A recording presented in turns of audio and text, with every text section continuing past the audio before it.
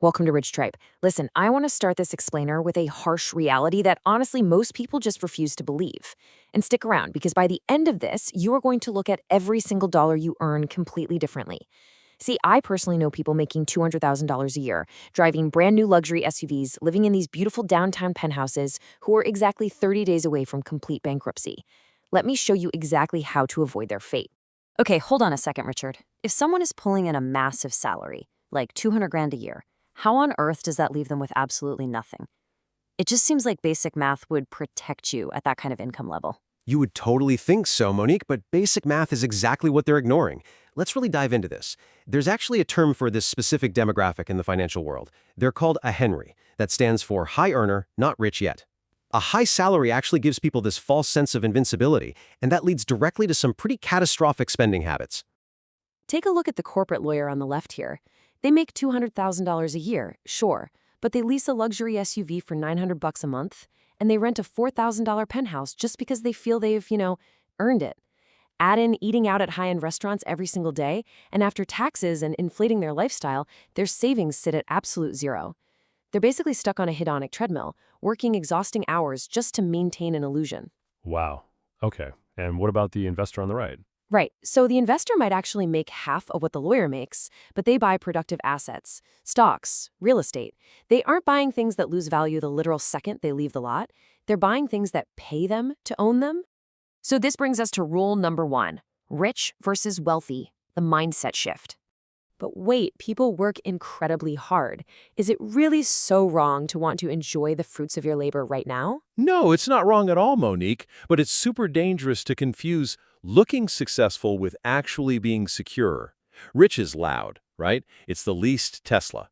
Wealthy is silent. Morgan Housel puts it perfectly. Wealth is hidden. It's income not spent. True wealth is the diamond watch you consciously decided not to buy. It's the money sitting quietly in an index fund, compounding in the background, buying you the absolute ultimate luxury, which is complete control over your own time. Okay. If it's that logical, why is it so hard for us to just save? Like, why do we automatically default to the rich mindset instead of the wealthy one? Well, because our brains are literally wired against us. We're fighting deep cognitive biases every single time we open our wallets. First up is anchoring. We fixate on initial numbers, like you buy a stock just because it used to be higher, completely ignoring the current data. Then there's overconfidence. We think we can perfectly time the market, or we think we'll never lose our jobs. Third is loss aversion. We hate losing way more than we love winning, so we hold on to losing investments just hoping they'll bounce back. And finally, herd behavior. We buy the expensive house or the trendy crypto coin just because our neighbors did. We make these emotional, completely irrational choices, and then we try to justify them with logic later. To actually beat these biases, we use strategy number 2. Pay yourself first. Logistically, though, Richard, how does that actually work in the real world? When inflation is high and your bills are stacking up, paying yourself first feels kind of impossible.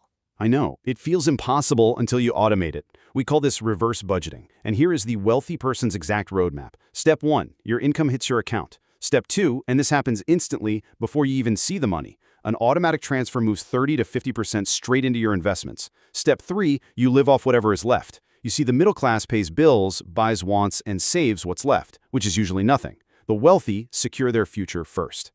Which leads us right into strategy number 3, automate your financial future.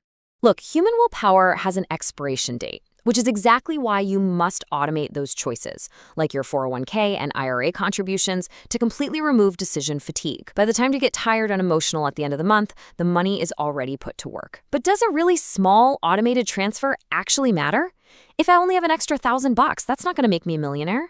But you're thinking like a consumer. You have to think about the time value of money. $4,660. That is what your $1,000 becomes in 20 years at an 8% return in a standard index fund. So spending $1,000 today isn't just spending $1,000, it's literally sacrificing nearly $5,000 of your future freedom. That perfectly illustrates principle 4, buy assets, not lifestyle. You really have to start treating your money as seeds planted to replace your future labor. You shift that gross income into productive assets like stocks and real estate, not depreciating liabilities. I absolutely love that analogy. So, what are some practical daily steps I can take today to start planting those seeds, like right now? Well, ignorance is incredibly expensive, so first, know your account balances daily. Next, ruthlessly cut your unused subscriptions and clearly distinguish your actual needs from your wants. But honestly, here is the ultimate millionaire habit. Get to work an hour early. Don't sit there scrolling social media. Use that quiet hour to master a financially valuable skill. That one extra focused hour compounds over time, and it will absolutely skyrocket your income earning potential. Okay, before I reveal the final and really the most important secret to maintaining this wealth long term, I need you to do something quick that will pay major dividends for your own financial education. Subscribe to RichTrybe channel, like, comment, and share.